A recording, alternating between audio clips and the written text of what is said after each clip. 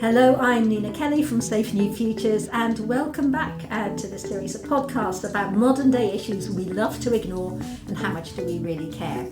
So today we're going to be talking about the consequences of workplace loneliness, and I'm joined once again by Peter Taylor, President of the Hampshire Chamber of Commerce and Senior Partner at Paris Smith, and by Michael Holbrow, who is Managing Director of Inspired Leadership Solutions. Thank you both very much for joining me again, and really looking forward to hearing what you've got to say about this topic.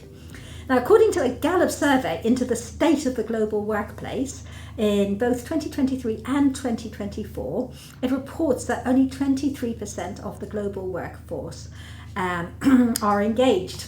But worryingly, only 11% of the UK workforce is engaged and thriving. That means that 89% in the UK are either not engaged, and that's what's known as quiet quitters, or actively disengaged and quitting loudly. And particularly concerning is that the UK has one of the lowest engagement rates in the whole of Europe. So what do we mean by quiet quitters? They are known in this report as people who are filling a seat, they're watching the clock, they are minimally productive, they're more likely to be stressed and burnt out, and feel lost and disconnected from their workplace. And although they put in the minimum effort required, they're also more likely to be stressed and burnt out than engaged workers because they are psychologically disconnected from their employer. Michael, in your line of work and inspired leadership, what in your experience are the causes of demotivation that are leading these team members to become quiet quitters?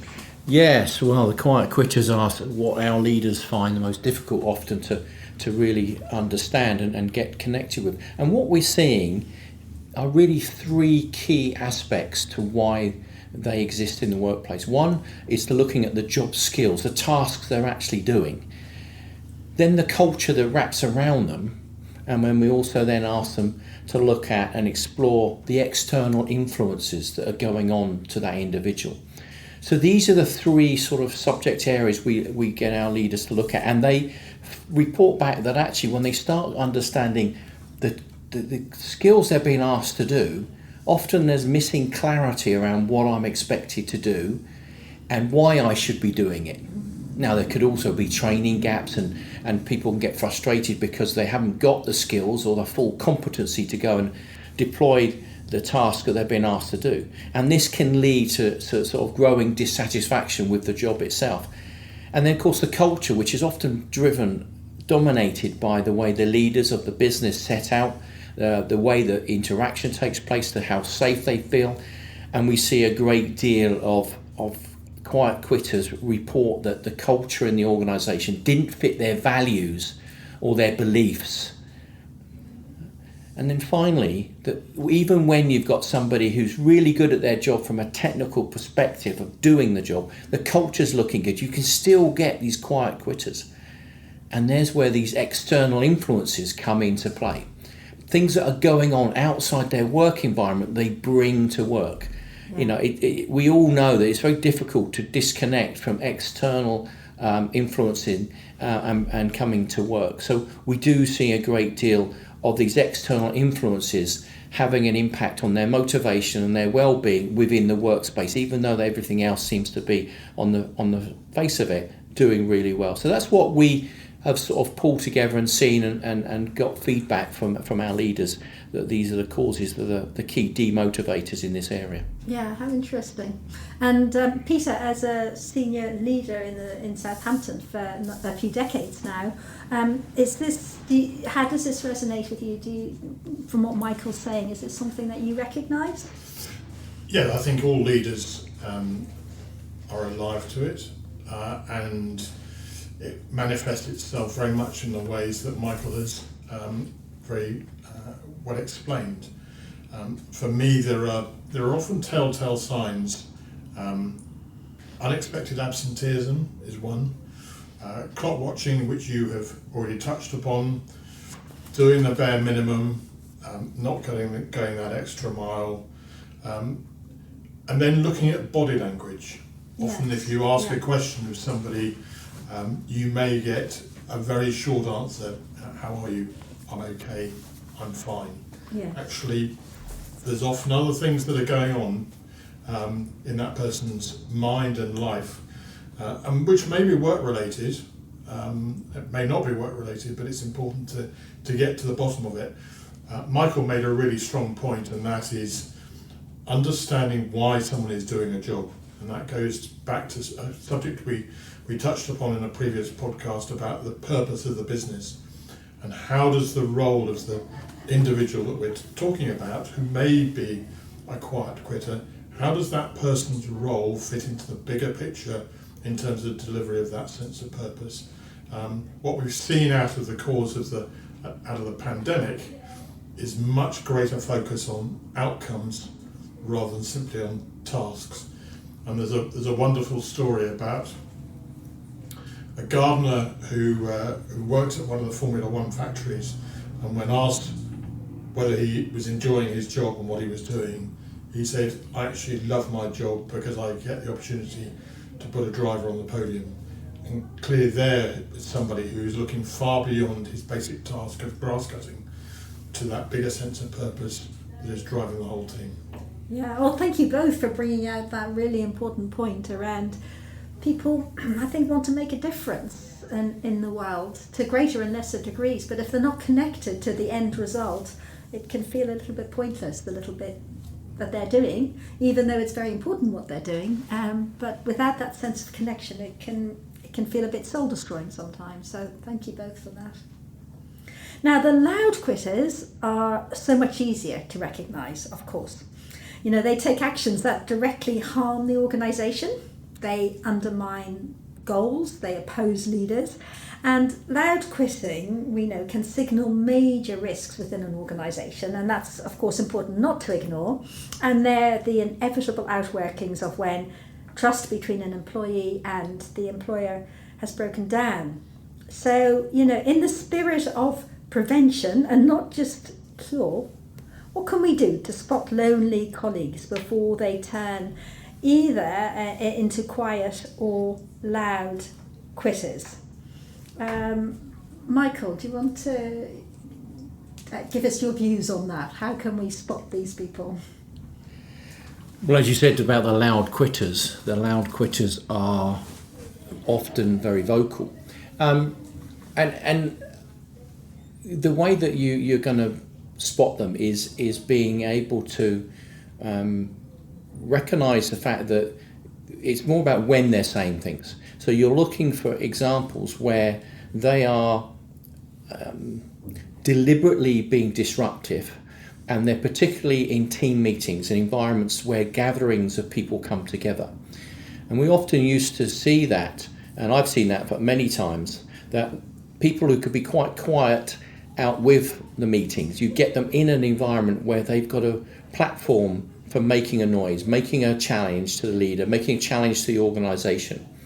And that's where I often see, if you really want to give them that platform to see them come out, and then you can identify them. And I've often done that deliberately to then be able to say, right, who are the people who are really who are wanting to disrupt the environment here, and let's go and work with them, because that's where they show up most loudly for me as a leader, when I've had those meetings and deliberately created those environments for them to give them that platform to speak out. And they can't help themselves more often than not. Particularly if you have some topics that are difficult news topics to throw in there, and they are usually the ones that want to lead the sort of fight back against the organisation. And then you can work with them, and I've actually had situations where we can work with them, turn them around, and be able to establish a working engagement where they can be quieter in these meetings, and we can then start working on what their issues really are, and taking them off the table and out of the areas where they influence other people and other staff. Very good, thanks. And in previous podcasts, we have talked about at-risk groups. For those who are most at risk of loneliness, we've talked about senior managers, we've talked about young workers between the ages of 18 and 30 or 18 and 25. But despite knowing these at-risk groups, it's not always easy to spot a colleague who is feeling lonely. Because feelings of loneliness, as I'm sure we've all really know, are personal, they're subjective, and the people who are experiencing loneliness, they don't often, or I should say we don't often, want to say how we are feeling out of embarrassment or fear how other people are going to see us. So just to recap on previous podcasts, loneliness is a subjective, it's an unwelcome feeling of lack or loss of companionship. That happens when there's a mismatch between the quantity and the quality of the social relationships that we have and those that we want. So basically we want more than what we've actually got around us. So Peter mentioned earlier common signs of disengagement, but loneliness also to look out for are if colleagues are frequently unwell, so there's unexplained absences. People are getting stuck on the negatives, they're spending more time alone, they're appearing distant from their colleagues or being less productive at work. And then there's physical signs of loneliness. And so chronic loneliness on physical health includes symptoms such as poor cardiovascular function. So that can be obviously to do with the heart, can be anything from high blood pressure, it could be increased risk of coronary heart disease, it can be something simple as an impaired immune system. Decreased memory and learning, struggle in fighting off smaller illnesses, and that's because of increased stress levels. And then psychological effects of loneliness we know include a loss of self-confidence and self-esteem, increased sensitivity to social rejection, increased risk of stress, depression, anxiety. And although we've spoken in previous podcasts, loneliness is not a mental health problem in itself, but feeling lonely can affect our mental health, and then that increases our likelihood of experiencing loneliness. So they're so closely linked, the psychological and the behavioural effects of loneliness.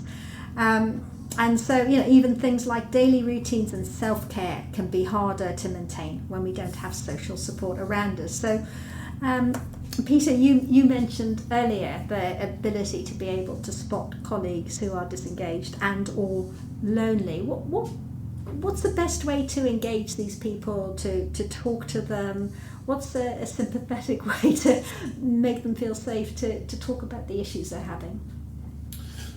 So I think just before I answer that question, is picking up on a point that Michael touched on in that team environment. Often the quiet quitters are the ones who don't say anything.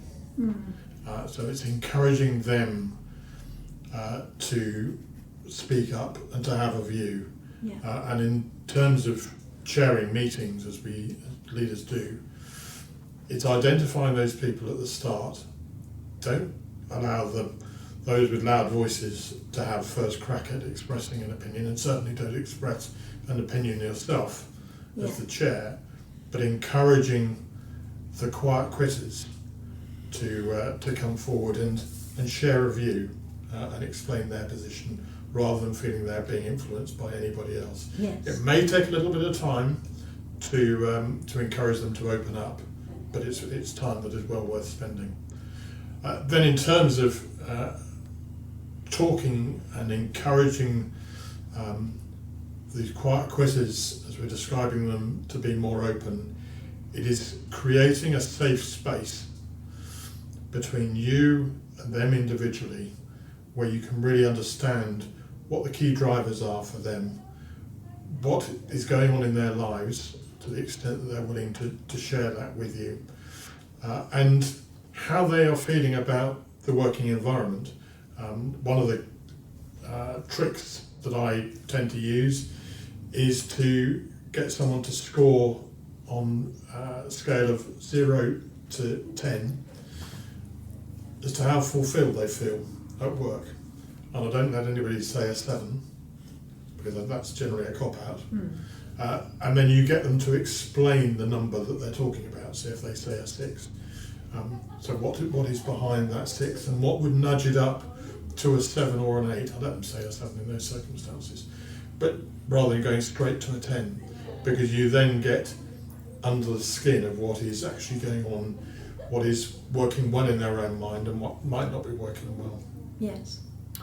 And then asking them where they would like to see themselves, either within business or personally, over, say, the next 3, 5 or 10 years. And then work out between you, and you're in a supervising role and you're encouraging them to want to get to that goal for them and success. How are we going to do that together, ensuring that they don't feel having to do it on their own? You're there to help as a leader. Yes. Oh, thank you. Great words of wisdom there. Thank you. So, and yeah, sometimes people are just waiting for a leader or a manager, like both of you actually have demonstrated that you are, to have a conversation with them, perhaps encourage them, inspire them, and just a few changes to how they are managed could, in fact, turn them into productive team members. So, Michael, how can we encourage colleagues to watch out for each other and sensitively broach some of these difficult conversations? Yeah, for a lot of people they are difficult conversations, and although the simple answer is help them with the courage to just start a conversation. It does come back to the leader. You mentioned a lot about the leader style. We've talked about the culture that's created by the leaders. It does come back to the leaders leading the way and leading by example in this particular case. You need leaders who are prepared to visually go and get some time with individuals and spend some time. But also that can be quite, in an environment where it's more open, so people can see that people are being talked to on a regular basis. And they don't know the details of the conversations, but the whole concept of the leader going around and spending some time, some key time, just talking and getting to know the individuals in the team. One of the things we've also seen and encourage people, again, coming back to some of the more formal environments, and Peter touched on it really well, about the people who encourage them to speak out in bigger field and bigger meetings. What we find is if we can find some topics where they're passionate about wanting to share, and we have often an environment where we use somebody as an example to come and share a really good story about something they've been up to, they've been doing as part of the team meeting, and then we encourage some question and answers. Just the concept of just asking colleagues questions about what's going on, but on a topic that they feel safe with, they feel comfortable with expressing. And that's worked very well as part of that ongoing awareness of people to want to be able to just stop and know people a little bit more. They feel more comfortable then to talk to people and say, how are you? Yeah. And I'm sure we'll address that later, but that whole question of how are you is massively important. As simple as it sometimes sounds, and we do it, throw it away very quickly. Yeah. When time we meet somebody, we say, how are you? But let's do it with meaning. Let's do it with real meaning and real intent to want to listen to the answer. Yes. And I think it's that ability for anyone to be able to show that they're going to have some empathy with what's been said and they're prepared to want to listen to what you've got to say. Yeah. So yeah, thank you, Michael. So the vast majority of the workforce who are not engaged are actually quiet quitters rather than loud quitters. And I think with a little bit of work, they can become part of the cohort of those engaged employees where they find their work meaningful and they feel connected to the team and their organisation, and where they feel proud of the work they do and take ownership of their performance and, as Peter talked earlier, going the extra mile for teammates and customers. So in our next podcast, we're going to look at how to develop a culture where loneliness is seen as a normal human emotion and just a personal response to an unwanted situation. We're going to look at how to dispel the stigma and to realise that, feeling lonely is not a personal failing. It's nothing to be embarrassed about. We can all, every one of us, feel lonely at any point in our lives, and the causes and experience of loneliness can vary from person to person. So please do join us for that, because the rewards of connected colleague relationships are linked with higher well-being for everybody, greater engagement, improved performance, and a sense of being valued, and as leaders and managers a much easier way of moving forward with our goals and vision and values. So thank you for listening, and we look forward to you joining with us in this journey in our next podcast.